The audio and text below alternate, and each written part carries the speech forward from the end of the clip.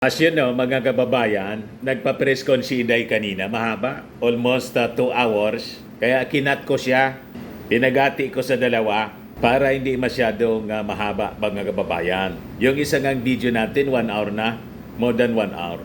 So baka hindi kayo magtyaga na manood. Di ba? Pinolblast na ni Inday po yung paninira sa ating Pangulong. Matindi mga kababayan. Inaccuse pa yung first family na pinakulam daw siya. Pati doon sa kulam po, naniniwala na si Inday. At dinefend niya uli mga kababayan si Pacquiao na sobra yung ginawa doon sa Kingdom of Jesus Christ compound.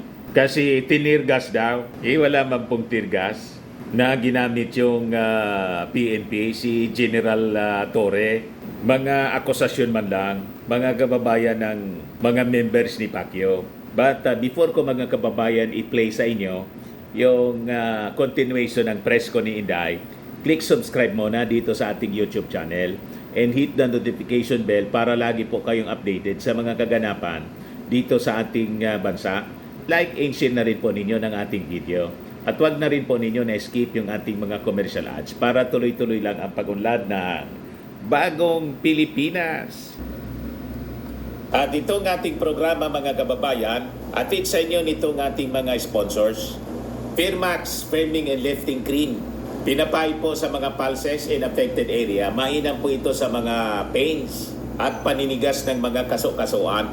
Ito sa mukha naman yung application, anti-aging, Automax po siya. Ito ay Glow Zero mga kababayan. Whitening po siya. Made in South Korea. Ito naman po, Nengxia Red Mix Fruit Drink. Gawa po siya sa goji berry. May anti-cancer properties po siya. At sa mga nagana po ng malinis and spacious fitness gym, pumunta lang po kayo sa aming Colossal Fitness Gym. May Grab Car Rental din po kami. At bills payment po sa aming office. At saka sa mga mahilig po sa mga imported bags, manood po kayo sa live selling ni Madam Eileen Rosales sa kanyang Eileen Closet po. Pati mga shoes, ito yung kanya po. Ito yung kanyang page. Kita ninyo, napakagandang mga online selling po siya. Si Madam Eileen Rosales.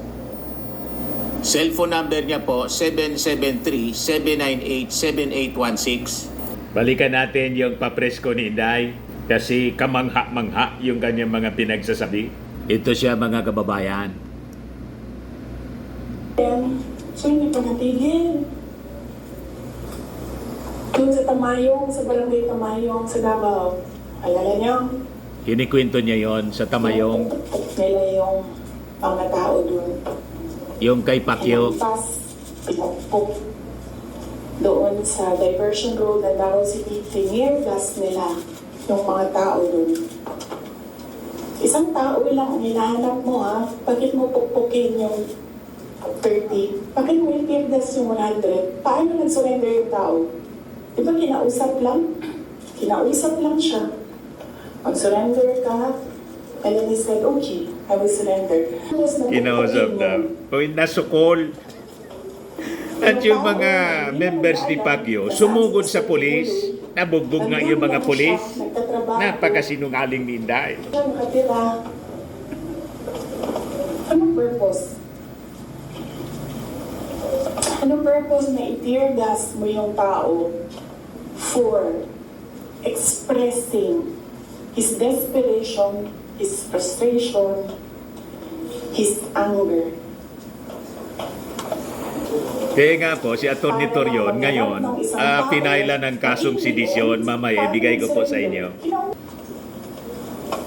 Nag-surrender siya. Nag-surrender kasi nasukol. Kinausap siya. Walang napukpok, walang natirgas, walang nasaktan.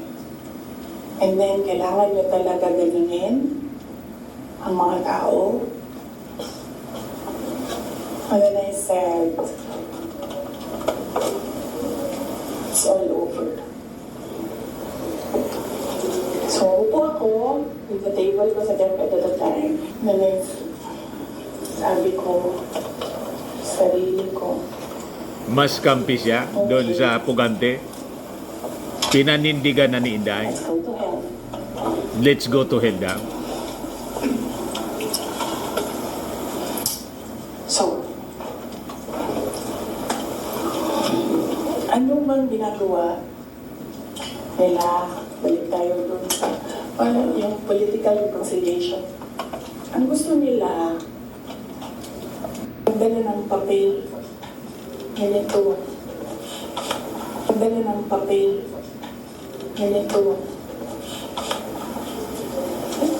Ang kinikwento ni Inday dyan, may nagsulisit daw sa ating Pangulo. Hindi man lang niya binigyan daw, kaya siya na yung nagbigay.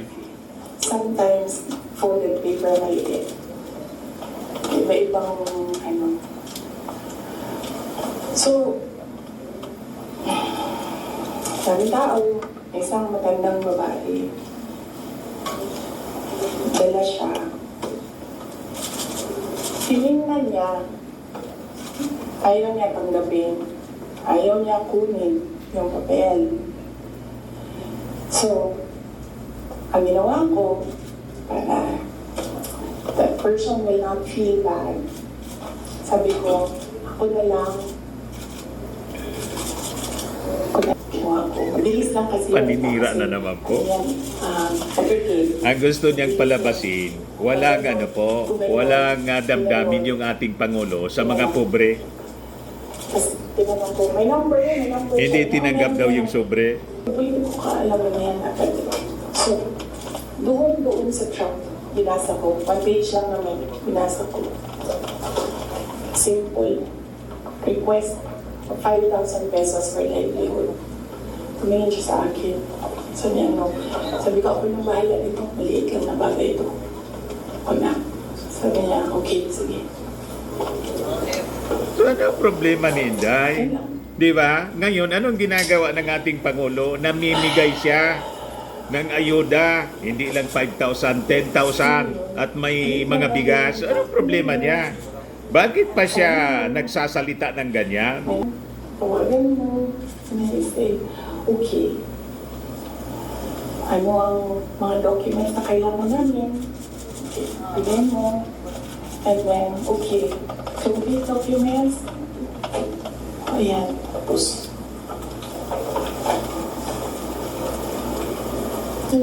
for some people, wala lang yung 5,000. But for other people, 5,000 is everything. Kung merong governor ngayon, hanapin niyo siya.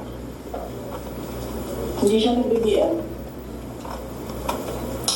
Kasi, Siniraan Inday yung ating Pangulo. ayaw sabihin yung pangalan niya, talaga ikwento. Pinilit-pilit namin, ayaw mo mag-BBM. Bakit ayaw mo mag-BBM? Ayaw ko sabihin kung sino yung kasama Tingin ko, lahat lang ito kwento ni Inday. Hindi ako. Gawa-gawa. Hindi man sinumpaan. Pwede siyang magkwento ng magkwento kasi iyan po, Sorry. hindi naman yan maalala pa ng ating Pangulong Bongbong Marcos sa dami ng encounters niya sa paglilibot sa buong bansa nung kampanya. Di ba? Ang daming nagbibigay ng sobre po. Elections. And individually, kapag merong lumalapit, nagsasabi na, we are in this shit hole because of you, and sinasabi ko din, I'm sorry. Sorry. I'm sorry. But, sabi ko sa kanya, kung bigyan ako ng Diyos na pagkakataon niya, lagi Sabi rito, dapat ipaliwanag niya kung bakit pamihin ko lang. napakamahal ng mga upa sa rest house. Hindi ko pabawiin yung nangyari. Pabawiin ko yung dapat para sa bayan. Yun yung nag-signal niya kay Martin. Hindi kami magkaibigan yan. Isipin niyo Di daw sila magkaibigan ni Martin. noon nung tumatakbo pa, meron kaming group chat. Nandun siya. So yun lang yung some sort of communication namin dun sa loob ng group chat na yun. And hindi siya medyo salita doon, pira. After nun, nawala na siya dun sa group chat. And then after that, wala akong number niya. I'm sure may number siya sa akin. Kasi syempre nandiyan yan sa mga staff mo sa ABO, diba yung number ng Vice President. Pero wala kaming some sort of communication. Nothing at all. Except nung magkasama kami para mga kampanya. Yan lang. Sa labas niya. Sabi ng nag-react dito, puro sat-satan niya. Oh, nasaan ang pera? Puro sat-sat, di masagot kung nasaan ang pera. And hindi naman lahat ng katrabaho natin, kaibigan natin, di ba? Nandun lang tayo kasi meron tayong kailangan gawin para sa kumpanya, para sa organisasyon. In our case, nandun kami kasi may kailangan kaming gawin para gumanda, gumaling, maging Nililihis ni Inday ang kwento. Hindi man niya sinasagot yung mga tanong ng mga congressmen. so yun lang yun. Iniiba niya yung kwento. Nakita ako sa kanilang bahay dyan sa Malacanang, Bahay Pangulo. Dati naiimbita ako sa Bahay Pangulo. Pero I was just tolerated. Kasi may gamit naman ako. Alam mo yun, I'm useful to them. So I was just tolerated. And alam ko naman yun. But wala namang problema sa akin yun. So as long as I can do my job sa DepEd, tsaka sa Office of the Vice President, mabigay ko lang yung promise ko, tatapulong ako, promise ko sa bayan. Magawa ko lang yung kailangan gawin para sa education sector. Wala akong problema. You can tolerate me all you want. Sabi ng isa dito, nonsense. Mga tanong samot. Mga tanong samot na mga sagot. Puro winto. Lisa Marcos is another story. Unahin muna natin si Martin Romualdez. Another story daw si Lisa Marcos. Unahin daw si Kaya nga sabi Martin. ko, sabihan niyo sila, huwag nila bunggitin yung pangalan ko.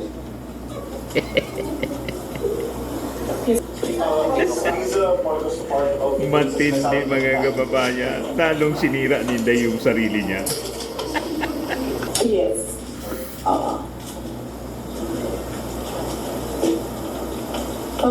Anong purpose ni Inday Sara? Ang magagawa ko sa bayan, I will call bullshit as it comes. Yan ang magagawa ko para sa inyo. Kung bullshit siya, sasabihin ko sa mga bullshit talaga. And, yes, sa isa, huwag kayong mag-alala sa akin. Hindi ko kailangan ng pera. Kaya hindi ako magdadala sa pera. Di daw niya kailangan ng pera. Yung confidential funds nga po. Sa buhay ko, Nang tanggalin sa kanya kasi hindi niya maipaliwanag eh. So kahit man, Ayun. meron na Galit akong na galit. 500 billion sa likod ko, hindi pa rin mabibili yung gusto ko. So hindi ko siya kailangan. And hindi ako takot. That's why I said, you can drag me to hell. You All can you drag want. me to hell daw. Wala akong problema sa akin yan. Si Martin ba? Bibirain niya si Martin.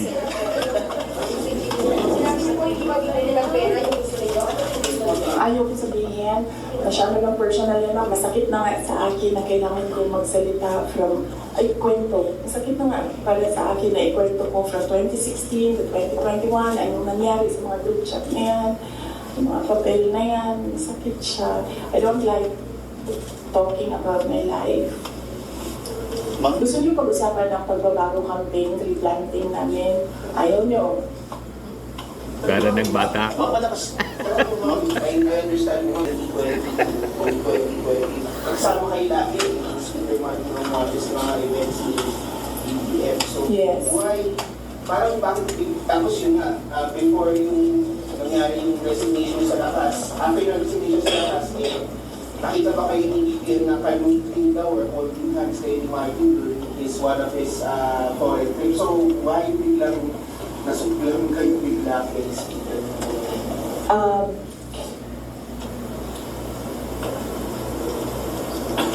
That the time na-ambush niya ako ni Martin. Tingnan mo yung footage. Di ba naman ganyan yung kamay ko? Kasi hinihila ko yung kamay ko. Hindi ko naman siya mahila pag ganyan naman. Nilalagyan ko ng force kasi hinihila ko. Hinihila din niya. So, naisip ko, okay, fine. Huwag na natin bigyan ng sakit ng ulo ang presidente kasi ang dami niyang kailangan gawin para sa bayan. Apparently, wala. Pero, at the time, huwag na natin as a for me. Sabi ko, okay, sige. Ayoko maging headache sa ibang tao. Ayoko maging pabigat sa ibang tao. Ayoko na maabala ang ibang tao dahil sa akin. So, at the time, although hinihila ko yung half-hearted din yun na ginaganon niya. So, okay. Sige. May red flag din yan si Martin eh. Magkatabi kami niyan sa airplane nung kampanya. May sinabi ako sa kanya, may sagot siya sa akin. Pero yes, imagine niyo, meron tayong speaker na on record, on paper, in another country, na tumanggap ng suhol. Kaya. So, for one, bakit niya elaborate lang po yung speaker on record ng Kailan ba yung speaker party? Kailan yung Martin Romualdez Court? After November? After opening ng house, yes. Let's talk about the confidential funds that were hearing ng House regarding po sa Matindi. and as a OBP's confidential funds. Umiga na siya. Ay, yes, as I said, antayin natin yung next hearing ng House. Good governance. Masyado pa kasi yung masyadong maaga sagutin sila. Wala may malabas eh. Gusto ko lumabas. So, pwede akong magsalita. Wala. Kahapon, wala naman. Although it is for questioning about the Yes. Ang position ko dyan, sa DepEd, hindi na ako nakikipag-usap sa kanila doon. Sabi ko, kayo nang bahala kung gusto nyo gawin dyan. Pero dito sa Office of the Vice President, sinasabihan ko yung mga tao na kapangalan, kung ano yung gusto mong gawin, yun ang susuportahan ko. Kung ayaw mo umaten, susuportahan kita. Kung gusto mo umaten, susuportahan kita. Hindi ko pipilitin kung ano yung dapat mong gawin. Mag-decide ka, and then kung ano yung path, decide on the path that you will take, I will support you on that. So, hindi pa kami nagkausap nung merong mga subpoena, hindi pa kami nagkausap kung ano yung gusto nilang gagawin. Basta sinabihan ko sila, I will be with you every step of the way. Sinabihan ko din sila, kung ang decision mo ay magpa-detain, sinabihan ko din sila, sasamahan kita doon sa loob ng detention. Walang problema yan sa akin. Kasi hindi naman lahat ng mga tao kasi sanay sa pressure, sa stress. Hindi sila sanay sa mga ganyan. Kwento man lang yan. National TV. Nasasamahan. Sinigo nga, sabi niya, sasamahan niya. nakakapag-isip Asa na yung mga agad pulis kung na ano nakakulong? yung Nakakulong na consequence. yung mga pulis na nag-EJK. Si So, Digong some of nasa them labas. really are saying na palitin na lang ako. And then, sabi ko sa kanila na Pag okay, naniwala wala, kayo sa kwento ni samahan Inday, na kayo sa detention. talo kayo. May nagbatang the issue of budget naman since parang final na sa House part ng 733 million. What would that mean for the OPP satellite officer? Would that mean like total shutdown of part-time satellite officer? Inaantay namin yung gap. So, pag nandiyan na yung General Appropriations Act, alam na namin kung ano, ilan. And then meron na kaming mga options ngayon. Unfortunately, hindi namin siya ma-finalize kasi yung mga options namin kasi hindi namin talaga nakikita kung ano yung nasa batas. Hindi pa kasi batas yung GovTech.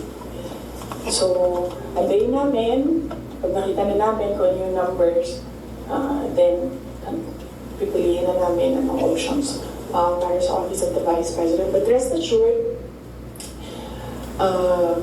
patuloy yung trabaho ng Office of the Vice President para sa bayan. Kung ano man yung kaya namin base sa kung ano yung budget, ibibigay namin yan sa taong bayan. How can we explain lang po, habang po sa Good Government Committee hearing, lawmakers were questioning po about the 16 billion pesos po na ginasta ng OVP, pati po ng confidential funds in 2022 po, na nagasta yung 11 days para daw po sa rental ng safe houses. One lawmaker even asked po na yung 5 million naman po na nagastos ng 2023 sa third quarter po ng OVP confidential funds, nagastos lang po sa loob lamang, sa loob lang ng 79 days. So parang nakakapagtaka rin daw po sila na bakit yung 16 million pesos nagastos po sa loob lamang ng 11 days. So, can you give us an explanation po kung paano po ba nagasta nga raw po itong particular confidential funds po? Okay, sige. Last question na yan. Last question. Okay. Una-una, nag-explain kami lagi sa Commission on Audit kung paano ginastos yan. Lahat ng hiningi ng Commission on Audit, binigay namin. Meron kaming mga hindi nabigay, sinabihan kami ng Commission on Audit, kailangan namin yan. So, we fully cooperated and participated and submitted to the Commission on Audit with regard to the confidential funds. Alam niyo, kapag tataka sa gobyerno, Ang daming ang gumastos ng problema millions na nadiskubre. kami doon sa DepEd noon, kami billions in one day para maglabas ng pera. So, hindi nakakapagtataka ang 5 million, 10 million in a day. Pirma lang yan. Tapos lalabas na yung pera. Ibabayad na yan kung saan yan ibabayad. And then, babalik na yung documents. Saan nga binayad? Kasi problematic yung yung records. Gobyerno. Gumagastos Kulang-kulang siya yung every detalye. para sa mga niya.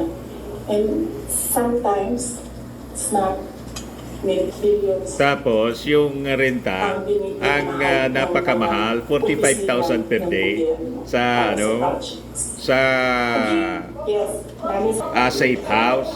Yung iba 250, as high as 250,000. Sa mga mamahaling pondo po sa Metro Manila. Mas mahal pa kaysa sa Boracay. Ang pinakamahal doon na luxury, 25,000 lang per night. Kaya ako hindi sumasagot sa kanila kasi ang ginagawa nila, sila na yung nag-audit. Hindi naman yan tinanong ng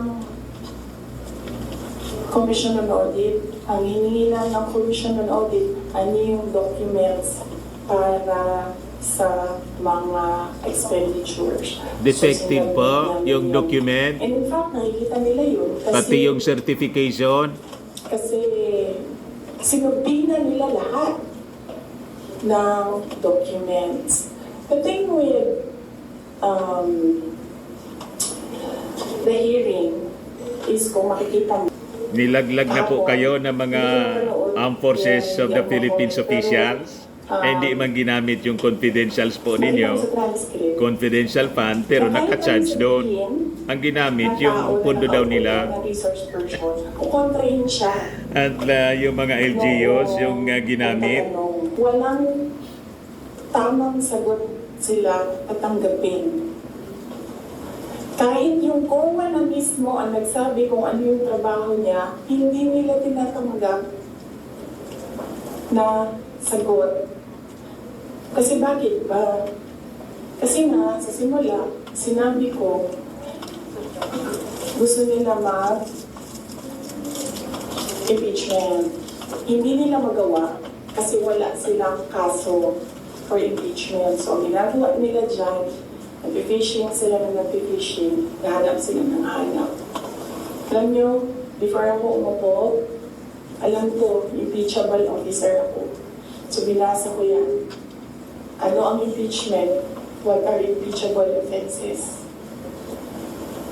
Ano ang pwedeng gawin mo na ma-impeach ka? Binasa ko yan lahat.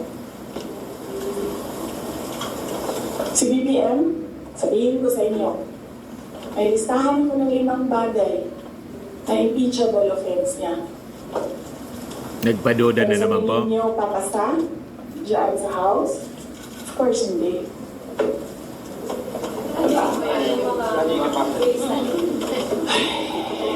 Ano? Last question, last question. Para nagbata po. Last question. Grabe ang energy ninyo. O ano yung mga impeachable offense ng ating Pangulo na sinasabi mong 5? Di sabihin mo. Nagpaduda na naman po si Day.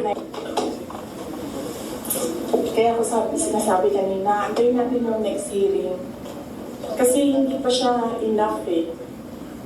Ang gusto nila kasi palabasin sa mga tao, yung envelope na yan, galing sa, yung pera na yan, galing sa confidential funds. Yun yung gusto nilang i-portray sa public. Para yung perception ng tao, hindi talaga ginamit para sa ano. Pero kasi, para sa akin, kulang pa siya. So, inaantay ko yung next hearing. Pero bago ko pag-usapan yung envelope na yan, kasi kasama yan dun sa triangle. Yes! No. Hindi yan sagot sa tanong mo. No, I will not answer questions anymore. Ano yung deadline po? Pero daw po, Yes. For you. Thank you. That's it mga kababayan, yun kabuuan ng presko ni Inday. Ito yung matindi mga kababayan na binitawan ni Inday doon sa interview. Sabi rito sa report ng Inquirer, Vice President Sara Duterte said she already had a toxic relationship with President Ferdinand Marcos Jr. even prior to the rift between them. Sara admits they dreamed cutting off Marcos' head. According to Duterte, she realized this after candidly sharing to reporters that she caught herself imagining tanggalin or cut pugutan niya ng payo yung ating Pangulo.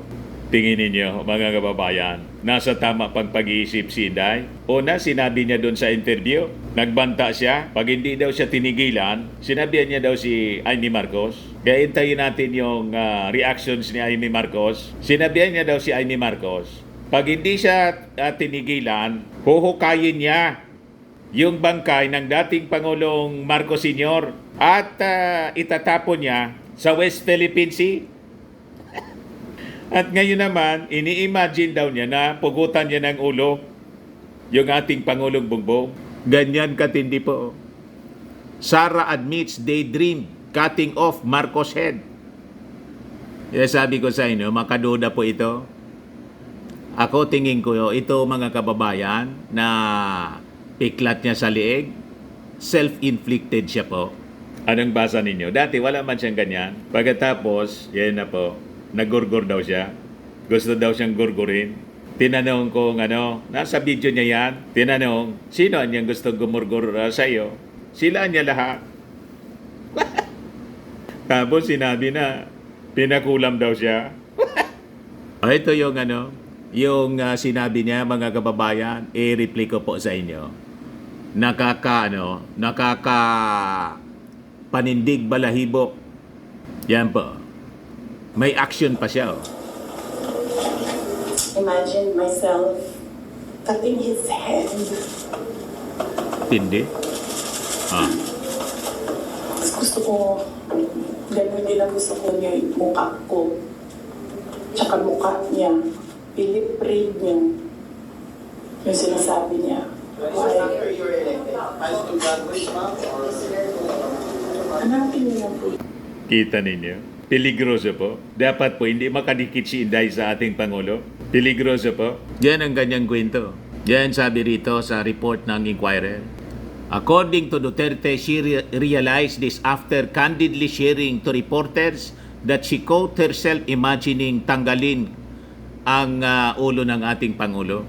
Duterte said the incident happened in a graduation event which she did not specifically identify, wherein one of the graduates daw asked Marcos if he could get the president's watch as a graduation gift.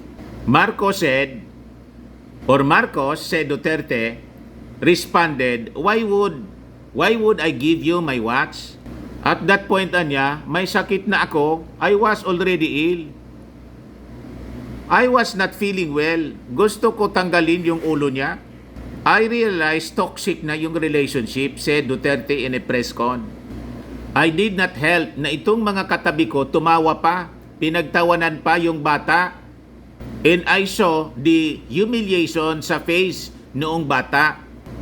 Duterte said she imagined telling Marcos that the kid he was talking to was a child who would be ready to die for the country and work hard for years to get where he was now. She also said that the graduate could have been part of the country's force in the West Philippine Sea, which she tagged as a fiasco. And then, Alcati said, Duterte again said, candidly. Tingin niyo po, nasa tama pang pag-iisip si Inday na nagsabi na pinakulam daw siya. Sabi ko po sa inyo, kailangan siguro ng professional help ni Inday. Check up po ang kailangan ni Inday. Malinaw sa kanya pong mga pananalita at mag-behave po siya. Masyado na pong stress si Inday. Kidding aside. Ako ang tingin ko, pag hindi nakayanan po ni Inday, iwan ko lang. Baka po may kagimbal-gimbal na mangyari po. I just pray na hindi po mangyari. Sa mga naghanap ng malinis and spacious fitness gym, pumunta lang po kayo sa aming Colossal Fitness Gym. We also offer Grab Car Rental with our brand new 2023 model ng Toyota Innova. We also accept booking for those who are planning to travel via PAL, Cebu Pacific, and other airline companies, local and international, and bills payment for Meralco Bills, PLDT, Aleco Bills, etc. Ang Colossal Fitness Gym is located at 3rd floor Security Bank Building, Landco Business Park, Legazpi City, Albay. For inquiries, look for Chilon Maravillas. Contact number 0966-802-0949. Yan yung aming Innova. Lagi na pong matao sa amin. Pati mga foreigners po, tingnan ninyo. Mga British tourists sila. Ang lalaki ng katawan na, mga kababayan, nag-gym sa amin. Ito naman po, Indian National. Ito mga mga European sila. Ito naman yung bago naming product na binibenta online, iGlow Serum. Whitening po siya galing sa South Korea. Tingnan ninyo yung epekto sa aking anak na architect entrepreneur, Riz Maravillas. For inquiries, look for Riz Maravillas on FB.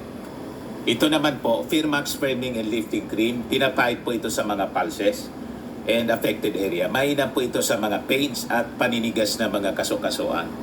Ito po, Automax Radiant Serum. Sa mukha naman yung application. Anti-aging po siya. You will look 10 years younger than your age.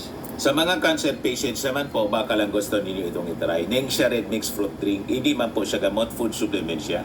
Kaya lang, gawa siya mga kababayan sa goji berry. yung Gucci Berry may anti-cancer properties. Yung mga inquiries ninyo, dumiretso na lang kayo sa aming messenger sa Facebook para masagot namin agad. Ayos po, ako po si Dante Maravillas. Bye-bye, God bless.